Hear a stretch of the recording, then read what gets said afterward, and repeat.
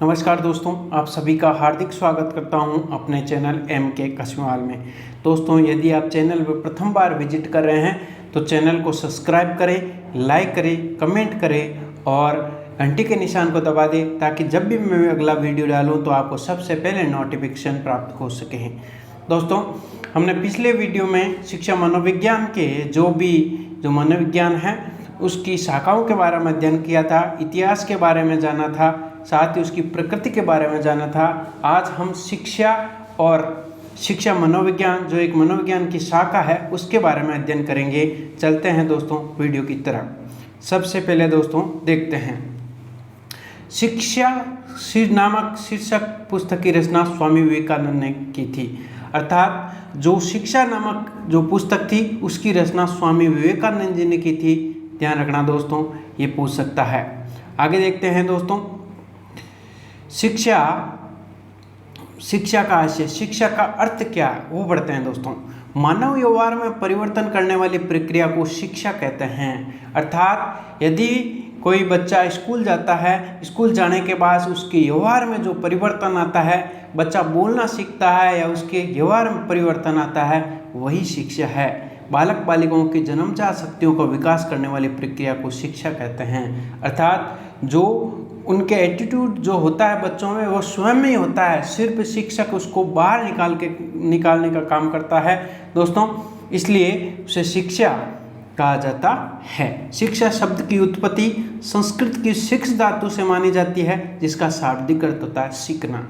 अर्थात शिक्षा शब्द की उत्पत्ति जो संस्कृत भाषा के शिक्षा शब्द से बनी है जिसका अर्थ होता है सीखना। यानी कि दोस्तों बोले तो शिक्षा है वो सीखने की प्रक्रिया है। आगे बढ़ते हैं दोस्तों। शिक्षा अंग्रेजी भाषा के एजुकेटम शब्द का हिंदी रूपांतरण है जिसकी उत्पत्ति लैटिन भाषा के एजुकेटम से मानी गई है। दोस्तों, कई बार प्रश्न पूछ लिया जाता है कि शिक्षा शब्द की उत्पत्ति अंग्रेजी भाषा के कौन से शब्द से हुई है, तो एजुकेशन से हुई है। एजुकेशन से जिसका हिंदी रूपांतरण है जिसकी उत्पत्ति लैटिन एजुकेशन शब्द की उत्पत्ति हुई है एजुकेटम से। एजुकेटम को तोड़ा जाए तो उसका अर्थ बनता है ई और ड्यूको, यानी दो शब्दों से बना है एजुकेटम शब्द ई और ड्यूको से। ई का अर्थ होता है आंतरिक, ड्यूको का अर्थ होता है प्रकट करना। अर्थात शिक्षा आंतरिक शक्तियों को बाहर प्रकट करने की प्रक्रिया है। अर्थात शिक्षा है, शिक्षा के द्वारा बच्चे में अंतर जो आंतरिक शक्तियां समाई हुई है उसको परिष्कृत कर बाहर निकालने की प्रक्रिया शिक्षा कहलाती है। दोस्तों, शिक्षा की परिभाषाएं, विभिन्न विद्वानों ने शिक्षा की अलग अलग परिभाषाएं दी है, उसके बारे में अध्ययन कर रहे हैं दोस्तों। शिक्षा में परीक्षा में पूछा जा सकता है दोस्तों कि भाई शिक्षा की ये परिभाषा किसने दी थी, इसलिए ध्यान रखना दोस्तों। रविंद्रनाथ टैगोर के द्वारा कहा गया था कि शिक्षा मानव मस्तिष्क को इस योग्य बनाना कि सत्य की खोज की जा सके। वह स्वामी जी का है, कहते हैं दोस्तों, स्वामी विवेकानंद जी कहते हैं कि शिक्षा है जो मानव के मस्तिष्क में जो उत्पन्न योग्य यानी सत्य की खोज करना ही शिक्षा माना जाता है, ये स्वामी विवेकानंद कहते हैं। दोस्तों, पेस्टालोजी है जिन्होंने सबसे पहले दोस्तों परिभाषा दी है शिक्षा की। पेस्टालोजी ने कहा कि शिक्षा मानव विकास एवं विरोधविहीन स्वाभाविक प्रगतिशील प्रक्रिया है। अर्थात शिक्षा है मानव विकास की विरोध विहीन स्वाभाविक, अर्थात शिक्षा से का विरोध कोई भी नहीं कर सकता, ऐसी प्रक्रिया प्रगतिशील यानी जिसे मानव प्रगति करता है वही शिक्षा है। सुकरात नामक व्यक्ति ने कहा था मानव मस्तिष्क में निहित अमूर्त विचारों को बाहर प्रकट करने की प्रक्रिया शिक्षा है। अर्थात जो हमारे मन में जो भाव उत्पन्न हो रहे हैं उसको, मस्तिष्क में जो भाव उत्पन्न हो रहे हैं उसको बाहर प्रकट करने की प्रक्रिया ही शिक्षा कहलाती है। प्लेटो ने कहा था एक क्षण में सुख दुख को अनुभव कराने की प्रक्रिया शिक्षा है। अर्थात एक क्षण मात्र में सुख और दुख का अनुभव करवाने की प्रक्रिया अर्थात समझ ही क्या है, शिक्षा है। आगे बढ़ते हैं दोस्तों। जॉन डीवी के कहना है कि शिक्षा वातावरण का नियंत्रण करने की प्रक्रिया है। अर्थात शिक्षा से मानव जो वातावरण है उसका नियंत्रण करता है, अर्थात समझ के फैसला करता है। फ्रोबेल कहता है मानव का नैतिक आचरण ही शिक्षा है। अर्थात मानव का जो समाज में आचरण है वही शिक्षा है। स्वामी विवेकानंद जी ने कहा था शिक्षा बारे में कि मानव में निहित आध्यात्मिक गुणों की खोज करने की प्रक्रिया ही शिक्षा है। यानी आध्यात्मिक जो गुण हैं उनकी खोज करने की प्रक्रिया ही शिक्षा है। आगे बढ़ते हैं दोस्तों, शिक्षा मनोविज्ञान, अर्थात अभी हमने देखा था शिक्षा यानी जो एजुकेशन है उसके बारे में जाना था। अब शिक्षा मनोविज्ञान यानी एजुकेशन साइकोलॉजी के बारे में हम इसमें जानने वाले हैं। यानी ये मनोविज्ञान की एक शाखा है दोस्तों। सबसे पहले दोस्तों शिक्षा मनोविज्ञान से आशय, शिक्षा मनोविज्ञान है क्या उसके बारे में देखते हैं। परिवर्तित मानव व्यवहार का अध्ययन करने वाली मनोविज्ञान की शाखा शिक्षा मनोविज्ञान कहलाता है।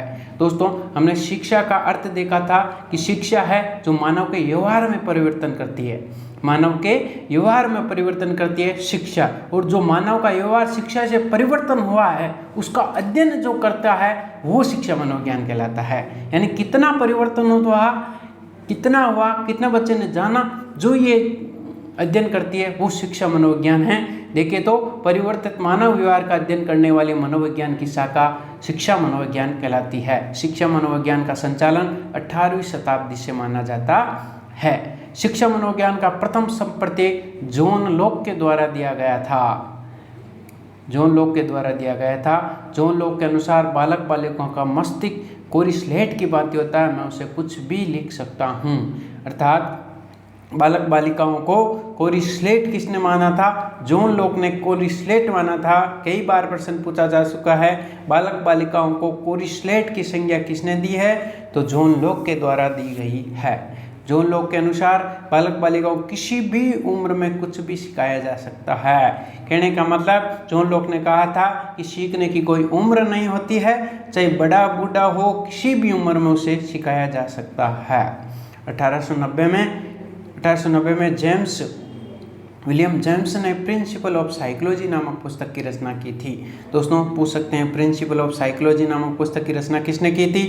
तो विलियम जेम्स ने किसकी रचना की थी? तो प्रिंसिपल ऑफ साइकोलॉजी नामक पुस्तक की रचना की थी विलियम जेम्स ने।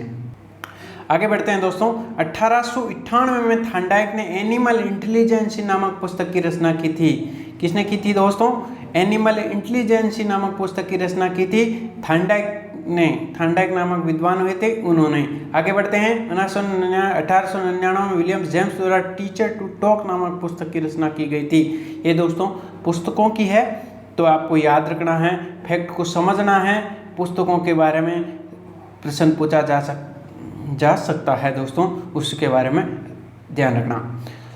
सन 1900 में शिक्षा मनोविज्ञान का उद्भव हुआ। यानी शिक्षा मनोविज्ञान का मूर्त रूप में कब आई शिक्षा मनोविज्ञान मूर्त रूप में आई दोस्तों 1900 में ये शिक्षा मनोविज्ञान मूर्त रूप में आई।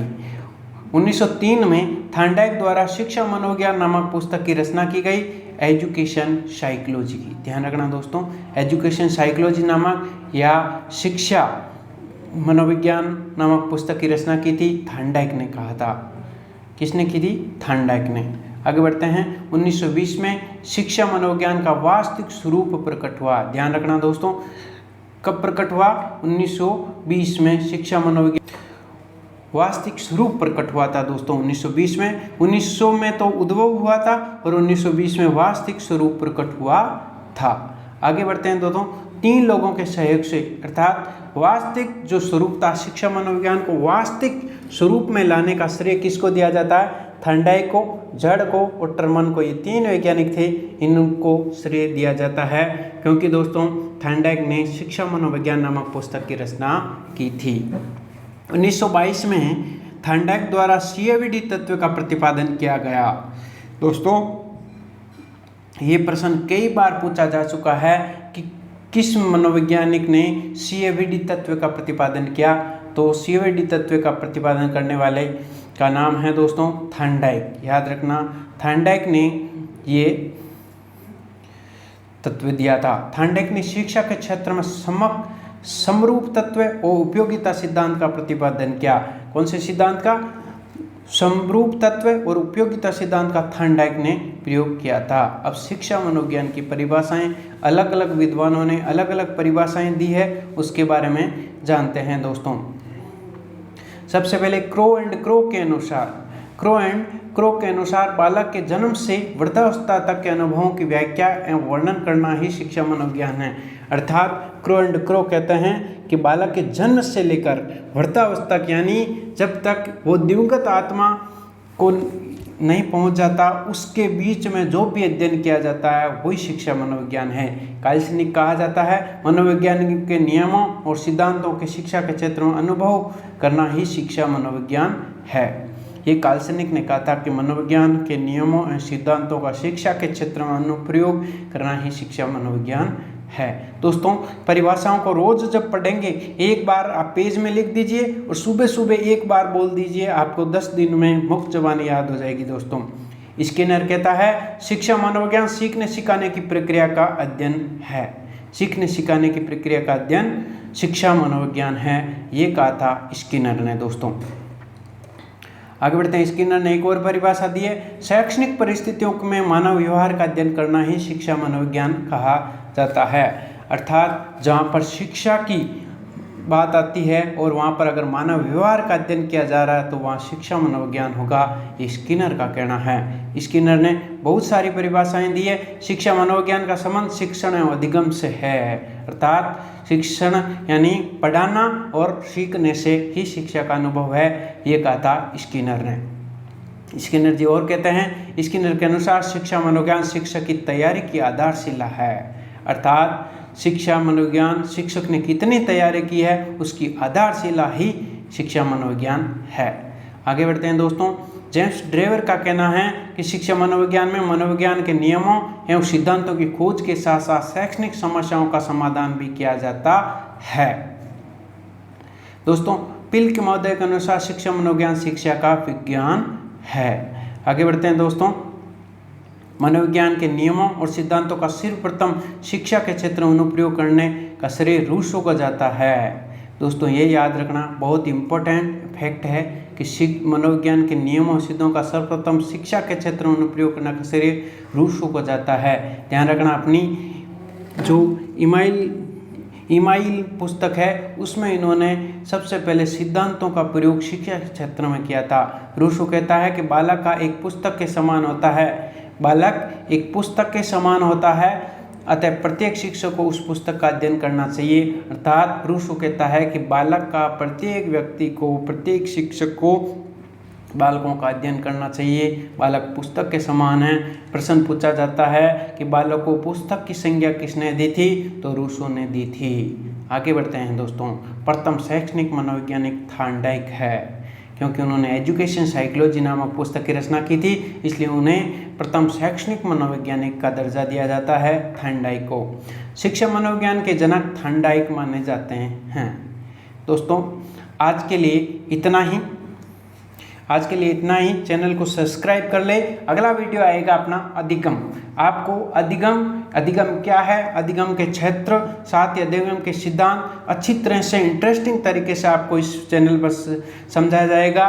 तो आप चैनल को सब्सक्राइब कर ले और घंटी के निशान को दबा दें। जय हिंद, जय भारत। Thank you.